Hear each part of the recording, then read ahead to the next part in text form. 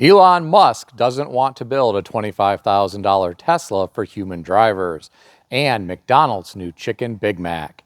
Today, I read an interesting article on Yahoo Finance, put out by Reuters, and written by Chris Kirkham, titled, Musk Now Says It's Pointless to Build a $25,000 Tesla for Human Drivers. The author said Elon Musk said on October 23rd in an earnings call that building an affordable EV would be pointless unless the car was fully autonomous. Apparently, Tesla is planning a $25,000 car, but that is a cybercab, which is a two-door, two-seat, fully autonomous vehicle. Here are my thoughts. This is unfortunate. I think there is a big need for another $25,000 vehicle in the marketplace. Right now, the only car in that price range that I would consider would be a Toyota Corolla Hybrid. It starts at $23,300 for the LE trim. There are some people who don't want a hybrid. They want a full electric vehicle in that price range, and Tesla could fit the bill. I'm sure some buyers would gravitate towards a $25,000 Tesla versus a Toyota because of the prestige of owning a Tesla. It's like people who buy a C-Class Mercedes or an X1 BMW. They want to be affiliated with the prestigious brands at an entry-level price. Do any of you remember the Prius C? That was the cheapest Prius that you could buy.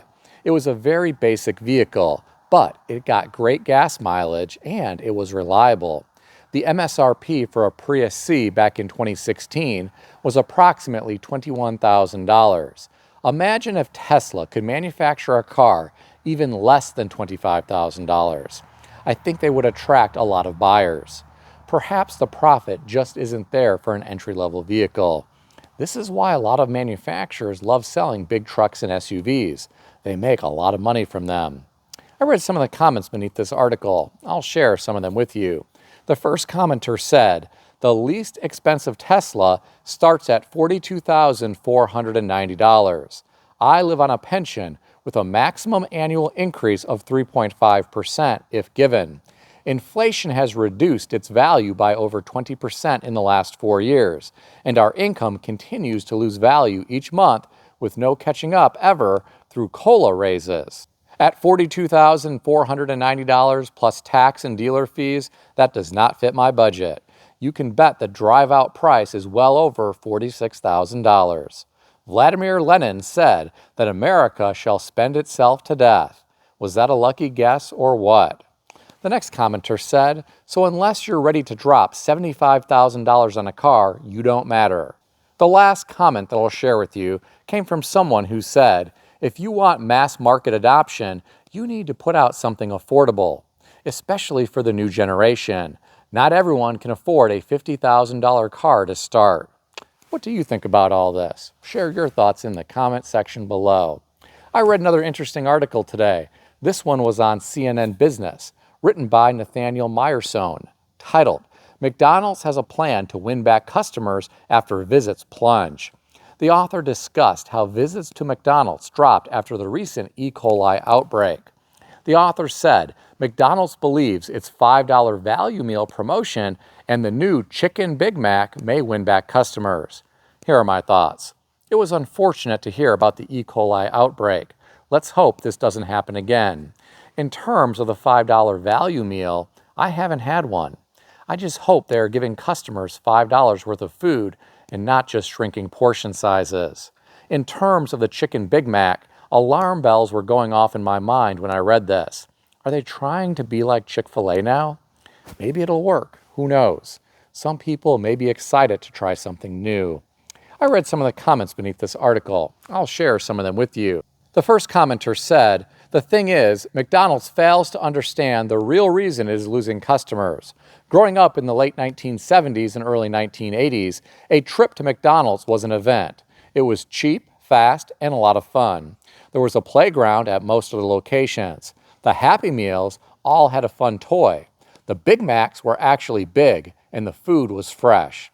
As the years went on, they slowly started shrinking the food and raising the price. The playgrounds went away, and the Happy Meals were no longer so happy. They became just boring paper bags. The quality dropped dramatically.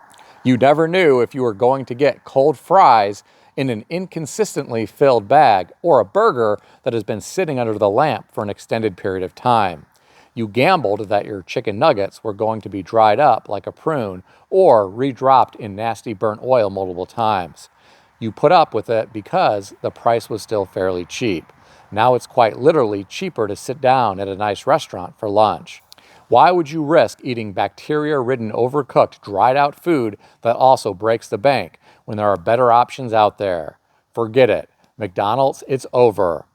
Now, the next commenter said, I have not been a regular McDonald's customer for 50 years or more, but when I was on the road between meetings, I used to buy their salads. I have not been back since they took the salad off the menu. I will stay away until they have it again. Their cooked food is poor quality, yet their prices are high.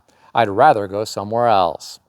The last comment that I'll share with you came from someone who said, processed fat, outrageous prices, and a side of E. coli. Even Ronald is shaking his head in disgust.